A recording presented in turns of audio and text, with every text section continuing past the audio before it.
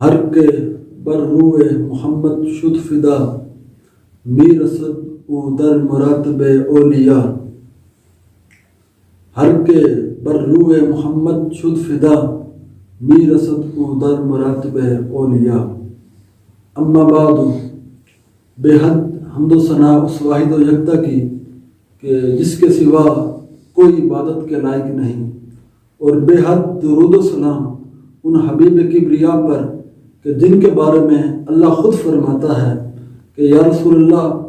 اے محمد صلی اللہ علیہ وآلہ وسلم، اگر میں نے آپ کو نہ بنانا ہوتا تو میں زمین نہ بناتا، اگر آپ کو میں نے نہ بنانا ہوتا تو میں آسمان نہ بناتا، بلکہ یہاں تک حدیث قدسی میں آتا ہے کہ اللہ فرماتا ہے یا رسول اللہ صلی اللہ علیہ وسلم، اگر میں نے آپ کو نہ بنانا ہوتا تو میں اپنا رب ہونا ہی ظاہر نہ کرتا۔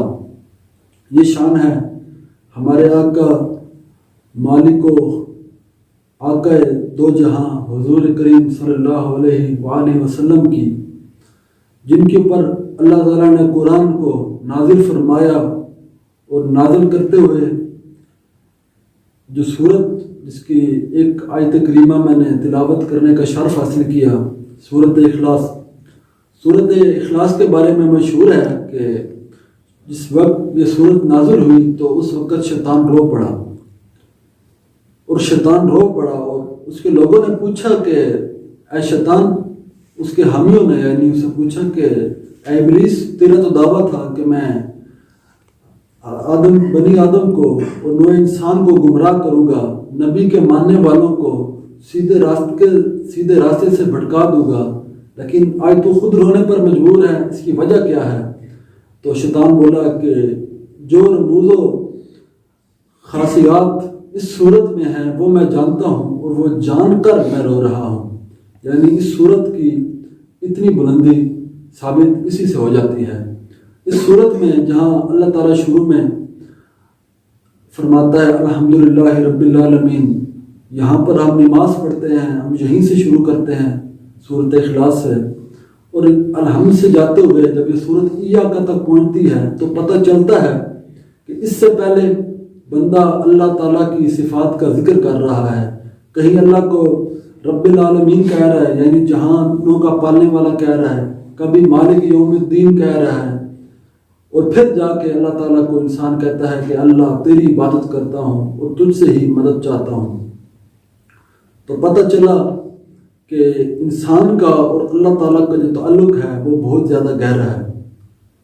بہت ہی زیادہ گہرا ہے، اور اسی سورۃ اخلاص سے یہ رابطہ انسان کا اور مالک کا جو ہے وہ ہمیں پتہ چلتا ہے۔ پہلے اللہ تعالیٰ کے صفات کا ذکر، اور یہاں پر اللہ تعالیٰ کی ذات کی عبادت، اور پھر اللہ تعالیٰ کی ذات سے مدد کا طلب کرنا ہے۔ اس میں صوفیاء کیا فرماتے ہیں کہ پہلے تو اللہ تعالیٰ کی صفات کا ذکر کیا گیا، اور پھر اس کی ذات کا ذکر آتا ہے ایاک میں، اور ایاک کا صیغہ بھی جمع کا ہے۔ یہاں پر اگر نماز میں کوئی بندہ کھڑا ہو تو وہ اکیلا کھڑا ہوتا ہے، لیکن اس کے ساتھ تو کوئی شامل عبادت نہیں ہوتا، وہ اکیلا عبادت کر رہا ہوتا ہے، لیکن پھر بھی ایاک کا جمع کا صیغہ۔ تو اس کے بارے میں علماء کی اور صوفیاء کی اپنی اپنی رائے ہے۔ صوفیاء کیا فرماتے ہیں وہ بھی بتائیں گے انشاءاللہ ہم، لیکن اس صورت میں جو ذات کے بعد اللہ تعالیٰ کی صفات کے بعد جو ذات کا ذکر آیا ہے وہ کچھ یوں ہے کہ جتنے بھی آج سے پہلے نبی گزرے، حضرت آدم ہوں، حضرت نوح ہوں، حضرت داؤد علیہ السلام ہوں، حضرت موسیٰ علیہ السلام ہوں، حضرت اسحاق ہوں، یوسف علیہ السلام ہوں، حضرت یونس ہوں، یا حضرت عیسیٰ علیہ السلام تک جتنے بھی نبی تھے، ان سب کی امتوں کو اللہ تعالیٰ نے اپنی ذات کا نہ بتایا بلکہ اپنی صفات سے ہی اپنا تعارف کرایا۔ آپ کو قرآن مجید میں کئی جگہ ملے گا، جیسے حضرت موسیٰ کی قوم کو، بنی اسرائیل کو اللہ تعالیٰ نے خود فرمایا تھا کہ فَاذْكُرُوا نعمتی،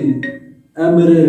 بندو میری نعمت کو یاد کرو، میری نعمتوں کو یاد کرو، میں نے تمہارے اوپر اتنی کرم نوازیاں کی ہیں۔ تمام نبیوں کی امت کو اللہ تعالیٰ اپنی صفات سے متعارف کراتا رہا تاکہ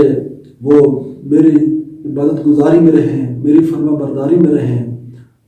لیکن جب باری ہمارے آقا کریم حضرت محمد مصطفیٰ صلی اللہ علیہ وآلہ وسلم کی آتی ہے تو اللہ تعالیٰ صفات سے ذات پر آ جاتا ہے. کس طرح اللہ تعالیٰ فرماتا ہے فَأَذْكُرُوا نعمتی سے اللہ تعالیٰ کہتا ہے کہ اللہ تعالیٰ آتا ہے کہتا ہے پہلے تو اللہ تعالیٰ نے کہا کہ فَأَذْكُرُوا نعمتی اے لوگوں میری نعمت کو یاد کرو، لیکن جب باری ہمارے مصطفیٰ کی امت کی آئی اللہ تعالیٰ فرماتا ہے کہ فَأَذْكُرُونِي أَذْكُرْكُمْ تم میرا ذکر کرو میں تمہارا ذکر کروں گا. وہاں نعمتوں کا ذکر لیکن یہاں پر ڈائریکٹ اللہ تعالیٰ کا ذکر آتا ہے، کیونکہ یہ خصوصیت حضور ہی کی امت کو حاصل ہوئی اور حضور کی ہی امت کو یہ اعزاز حاصل ہوا کہ اللہ تعالیٰ کی ذات پہ جا کے ملتے ہیں. کیونکہ حضور کریم صلی اللہ علیہ وسلم کی وہ ذات گرامی ہے کہ جس نے سر کی آنکھوں سے اللہ تعالیٰ کو معراج کے روز معراج کے دن اللہ تعالیٰ کا دیدار کیا. حضرت موسیٰ میں نظر آتا ہے قرآن مجید میں طلب کرتے رہے اللہ تعالیٰ کے دیدار کی. اللہ نے کہا موسیٰ تو برداشت نہیں کر سکتا، کہا اللہ اپنا جلوہ دکھا، کہا موسیٰ کوہ طور پر آ جا. کوہ طور پر آئے، اللہ تعالیٰ نے اپنی تجلی کا تھوڑا سا اظہار کیا، وہ بھی پہاڑ پر ڈالی اور حضرت موسیٰ علیہ السلام اس کتاب نہ لا سکے اور اس نور کو زیادہ دیر نہ دیکھ سکے اور آپ بے ہوش ہو گئے. تو لیکن حضور کریم صلی اللہ علیہ وسلم معراج پر جاتے ہیں اور معراج پر جا کے اللہ تعالیٰ کا مکمل طور پر دیدار کر کے آتے ہیں اور پھر اپنے صحابہ میں سے کئی کو اس دیدار سے مشرف فرماتے ہیں اور پھر اپنی امت کے اولیاء کرام کو یہ اعزاز عطا فرماتے ہیں کہ وہ بھی اللہ تعالیٰ کا اپنی سر کی آنکھوں سے دیدار کر سکتے ہیں. یہ صوفیاء کا ہی دور امتیاز ہے. انشاءاللہ تعالیٰ اس لیکچر کو ہم اگلی قسم میں شروع کریں گے. وآخر دعوانا الحمدللہ رب العالمین.